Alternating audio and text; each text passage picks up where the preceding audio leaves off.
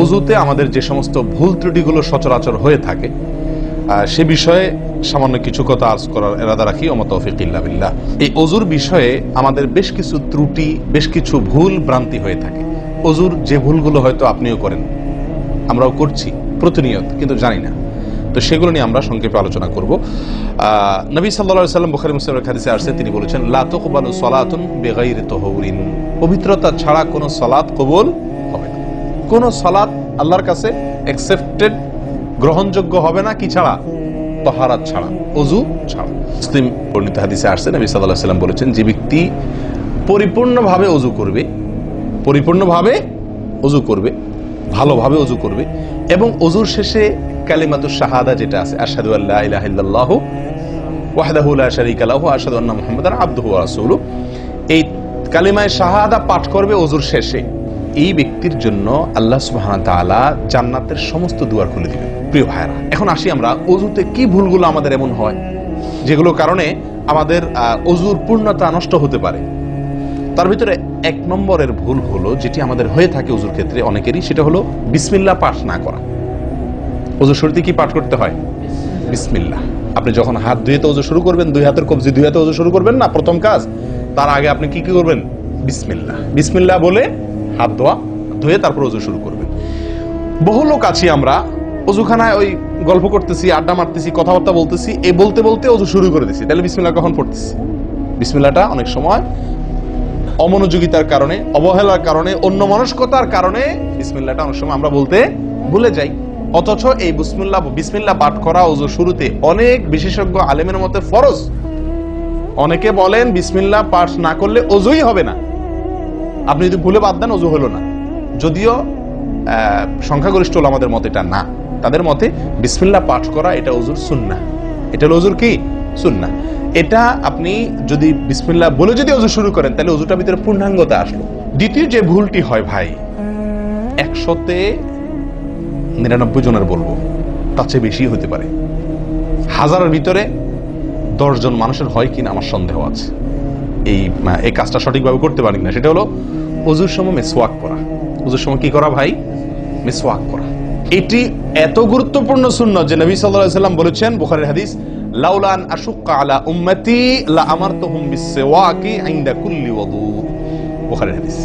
নবী সাল্লাল্লাহু আলাইহি ওয়াসাল্লাম বলেন, আমার উম্মতের জন্য যদি কঠিন না হতো, তাদের জন্য কষ্টের কারণ না হতো, তাহলে আমি তাদেরকে বাধ্যতামূলক করে দিতাম, ফরজ করে দিতাম, কি? প্রত্যেক ওযুর সময় মিসওয়াক করা। হাদিস থেকে, তার বক্তব্য থেকে বোঝা যায় যে ওযুর সময় মিসওয়াকের গুরুত্ব তার কাছে কত বেশি ছিল।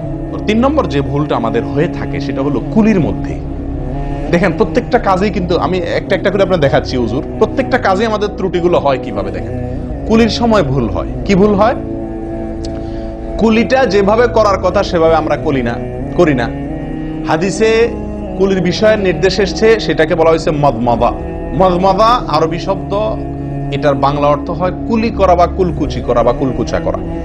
এই কুলি বা কুলকুচা এটা হলো মুখের ভিতরে আপনি হাতের কোষে করে পানি নিয়ে মুখে নাড়বেন, এরপরে ফেলবেন, আবার হাতে নিবেন, কিছু সময় নাড়বেন, 1 সেকেন্ড হোক 2 সেকেন্ড হোক, এরপরে ফেলবেন। এটা হলো কুলি বা কুলকুচা। আমরা বেশিরভাগ সময় এরকম করি আলহামদুলিল্লাহ। যখন ব্যস্ত থাকি, যখন হুলস্থুল থাকে, কোনো সময় কোনো কাজের তাড়া থাকে, তখন অনেক সময় আমরা কি করি? হয় কি না হয় না? মুখে নিলাম আর ঢাললাম, মুখে নিলাম আর ঢাললাম। আমি জানি না আপনাদের হয় কিনা এরকম। আমি দেখছি এরকম অনেক সময় হয়। আপনারা একমত কিনা? নিলাম মানে ব্যস্ততার কারণে, হয়তো জামাত শেষ হয়ে যাচ্ছে বা অন্য কোনো কারণ আছে, অথবা দেরিতে আসছি, তো তখন মুখের ভিতর নেওয়াও আর ফেলাও, এতে কলি হবে। নাম্বার 4, নাকে পানি দেওয়া। দেখেন, একটা একটা করে দেখেন, প্রত্যেকটাতে ত্রুটি আছে। আল্লাহু মুস্তাআন। নাকে পানি দেওয়া। নাকে পানি দেওয়ার যে নির্দেশ আসছে হাদিসে, এটাকে বলা হয় ইস্তেনশাক। ইস্তেনশাক শব্দের মূল অর্থ হলো পানি টানা, নাকে পানি টানা। আমরা নাকে পানি টানি না, দেইও না। একটা হলো দেওয়া, একটা হলো ছিটানো, আর একটা হলো টানা। টানা হলো এ ক্লাসের ওযুতে নাকে পানি টানবেন, বি ক্লাসের ওযুতে নাকে পানি দিবেন, থার্ড ক্লাসের ওযুতে নাকে পানি ছিটাবেন। আমি কি বুঝতে পারছি? তো তো আমরা বেশিরভাগ লোক থার্ড ক্লাসের অজু, সারা জীবন থার্ড ক্লাসের অজু করি। আপনি থার্ড ক্লাসের অজু করে আপনি জান্নাতে যাবেন? ফার্স্ট ক্লাসে থাইকাও তো যাইতে কঠিন হয়ে যায়। আপনি থার্ড ক্লাসের অজু করে কিভাবে আপনি সালাতের খুলবেন, তালা খুলবেন, কিভাবে আপনি জান্নাতে যাবেন? অতএব ভাই, এই নাকে পানি দেওয়ার বিষয়ে সাবধান থাকতে হবে। দেখুন, নিয়ম হলো আপনি হাতের কোষে পানি নিয়ে নাকে ধরলেন, নাকে ধরে হালকা কি করবেন? টান দিবেন, হালকা টান দিবেন, হালকা টান। কারণ একটু জোরে টান হয়ে গেলে সেটা কি হয়ে যাবে? নাকের তালু তো উঠবে, আপনার কষ্টের কারণ হবে। শরীয়ত আপনাকে কষ্ট দিতে চায় না, শরীয়ত আপনাকে কষ্ট দিতে চায় না। আল্লাহ সুবহানাহু ওয়া তাআলা চান না আমরা কোনো কষ্টে নিপতিত হই। অতএব আমি এমন জোরে টান দেবো না যে নাকের তালু তোড়ে, কিন্তু হালকা একটু টান দেবো যাতে করে অন্তত সামান্য একটু ভেতরে পানিটা যায়। নাকে পানি দেওয়ার উদ্দেশ্য আর কুলি করার উদ্দেশ্য এক। নাকে পানি দেওয়ার উদ্দেশ্য হলো নাকের ভেতরের যে ময়লাগুলা, ধারে কাছে যে ময়লাগুলা আছে, এগুলো যেন পরিষ্কার হয়ে যায়। আল্লাহর দরবারে দাঁড়াবো পরিচ্ছন্ন হয়ে, পবিত্র হয়ে। হ্যাঁ, এই জন্য নাকে পানি দেওয়ার নির্দেশ আছে। এখন আপনি যদি নাকে পানি কোষ নিয়ে ধরে একটু হালকা টান দেন, তাহলে ভিতরে কিছুটা পানি যাবে কি যাবে না? এটা আপনাকে করতে হবে। নাম্বার 2, এটা যদি আপনি করতে কষ্ট হয়, টান দিলে, আপনি আস্তে টান দিলেও উপরে উঠে যায়, তো দরকার নেই। তাহলে আপনি কি করেন? নাকে পানি দেন। নাকে পানি কিভাবে দিবেন? নাকটাকে অন্তত পানির মধ্যে কি করে রাখেন? চুবাই রাখেন, 1 সেকেন্ড চুবাই রাখেন, কিছু দূর পানি যাবে কিনা। আমি কি বুঝাতে পারছি? আমরা অনেকে বিশেষ করে আমি দেখছি ওযু করার সময় নাকে পানি ছিটান। কিভাবে পানি ছিটান? ওই যে কষে করে পানি নিয়ে, লক্ষ্য করছেন আপনারা? এভাবে নিয়ে এরকম মারে পানিটা, এরকম মারলে সেটা কি হলো? ছিটানো হলো। হাদিসে যে ইস্তেনশাকের কথা বলা হয়েছে সেটা হলো না। আপনি সারা জীবন ওযু করলেন, অথচ আপনার কখনো নাকে পানি দেওয়ার সুন্নাহটি আদায় হলো না। সারা জীবন, আজীবন আপনার ওযুটি হয়ে গেল সুন্নাহ ছাড়া। আরেকটি ভুল ভাই, নাকে পানি দেওয়া একটা আমল, নাক ঝাড়া আরেকটা আমল। নাকে পানি দেওয়া এটা একটা নির্দেশ, আর নাক ঝাড়া আরেকটা নির্দেশ। আমি কি বুঝাতে পারছি? কুলি করা একটা আমল, হাত ধোয়া একটা আমল, হাতের কবজি পর্যন্ত 2 হাতের বিসমিল্লাহ বলা, তারপর তো এটা আছেই। এরপরে মেসওয়াক করা একটা আমল, কুলি করা আরেকটা সুন্নাহ, কুলির পরে নাকে পানি দেওয়া বা নাক দিয়া পানি টানা আরেকটা আমল, এরপরে নাক ঝাড়া আরেকটা আমল।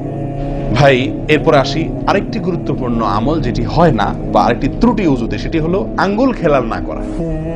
ওযুতে কি না করা? আঙ্গুল খেলাল না করা। আঙ্গুল খেলাল হলো হাত এবং পায়ের আঙ্গুলের যে চিপাগুলো আছে, এই চিপাগুলোতে পানি পৌঁছানোর জন্য, পানি পৌঁছানোটা নিশ্চিত করার জন্য কি করতে হবে? এক হাতের আঙ্গুলকে অন্য হাতের আঙ্গুলের চিপায় ঢুকায়া এভাবে কি করতে হবে?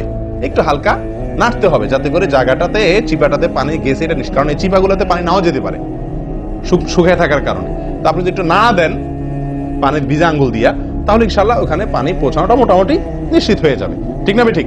পায়ের আঙ্গুল কিভাবে করবেন? পায়ের আঙ্গুল তো আর এক আঙ্গুল অন্য পায়ের আঙ্গুল ঢুকাতে পারবেন না। সেটা করবেন হলো, অন্য হাদিসে আসছে, এই যে কোন আঙ্গুল আছে না, কোন আঙ্গুল দিয়া সব চিপাগুলোতে কি করবেন? ঘষা দিবেন। কোন আঙ্গুল দিয়া আপনার সব পায়ের আঙ্গুল চিপাগুলোতে ঘষা দিবেন। ভাই, আমরা কজনে করি এই খেলার আমলটা বলেন তো? পায়ের আঙ্গুল, কোন আঙ্গুল দিয়া পায়ের আঙ্গুলের চিপা খেলাল করা, হাতের আঙ্গুল খেলাল করা, কজনে করি আমরা বলেন? তাহলে এই ভুলগুলো আমাদের অহরহ হচ্ছে না ভাই? আমরা কি জান্নাতে যেতে চাই না? আমাদের সালাতটা সুন্দর হোক আমরা চাই না ভাই? আমাদের এই সালাত খুব পাওয়ারফুল হোক, শক্তিশালী সালাত হোক। এই সালাতের মাধ্যমে আমি অন্যায় থেকে বেঁচে থাকবো, এই সালাতের মাধ্যমে আমি জান্নাতে যাব, এই সালাত আমাকে খাঁটি মুসলিম বানাবে, এই সালাত আমাকে আল্লাহর কাছে প্রিয় বানাবে, এই সালাত কিয়ামতের দিন নূর হবে। আমরা চাই না ভাই? এগুলো যদি চাই তাহলে আমাকে ওযু সুন্দর করতে হবে, আর ওযু সুন্দর করতে গিয়ে এই ভুলগুলোর ব্যাপারে সাবধান হতে হবে। তাহলে আঙ্গুল খেলাল করা, পায়ের আঙ্গুল, হাতের আঙ্গুল আমরা করি না বললেই চলে ভাই। তো আজকে থেকে ইনশাআল্লাহ করব। তো ভাইয়ারা, ওযুর ক্ষেত্রে আরেকটি ভুল, এই যতগুলো ভুল বললাম এর ভিতরে বড় 2টি ভুল বলে ওযুর ভুলকে আমরা শেষের দিকে চলে আসছি। একটি বড় ভুল হলো শুকনা থেকে যাওয়া। কোন জায়গা যদি আপনার অবহেলার কারণে শুকনা থেকে যায়, ওযুর অঙ্গগুলো যেগুলো ধুইতে হবে, তার কোনো অঙ্গ যদি শুকনা থেকে যায়, ওযু হবে? ওযু হবে না। এক ব্যক্তি ওযু করে আসছে, নবী সাল্লাল্লাহু আলাইহি ওয়াসাল্লাম দেখেছেন তার ওযুর কোন জায়গা শুকনা আছে, তিনি বললেন যাও আবার ওযু করো, তোমার ওযু হয় নাই। তিনি তাকে পুনরায় ওযু করাইছেন। কেন? তার ওযু সঠিকভাবে হয় না, শুকনা রয়ে গেছে। অনেক সময় দেখা যায় আমাদের অনেক ভাই ওযু করেন, ওযু করলে বেশ কিছু জায়গা, বিশেষ করে যে কোনই জায়গাটা, এই জায়গাটা দেখা যায় শুকনা থাকে। এই যে কানের লতির এই যে জায়গাটা, এখানে দেখা যায় একটু কি থাকে? শুকনা থাকে। কপালের দিকে দেখা যায় শুকনা থাকে। এই জায়গাগুলো অনেক সময় দেখা যায়, বহু লোককে দেখা যায় ওযু করে আসছে, এখানে শুকনা, এখানে শুকনা, পায়ের গোড়ালি, গিরা, এই জায়গাগুলোতে শুকনা, কারণ হলো ওই যে অবহেলা করে অজু করছে, কোন রকম অজু করছে, অজুটা যেভাবে করা দরকার সেভাবে করে নাই। ভাই এই জিনিসটা আপনার লক্ষ্য করা দরকার কি দরকার না? অজুই হবে না। এই যে ভুলগুলো বললাম এগুলা হলে আপনার অজু হয়ে যাবে, কাগজে কলমে অজু হয়ে যাবে, কিন্তু এখনকার যে ভুলটা বললাম যদি শুকনা না থাইকা যা আল্লাহ মাফ করেন, তাহলে কাগজে কলমে অজু হবে না, কাগজে কলমেও কি হবে না, অজু হবে না। এত জঘন্য, সাবধান থাকার দরকার কি দরকার না?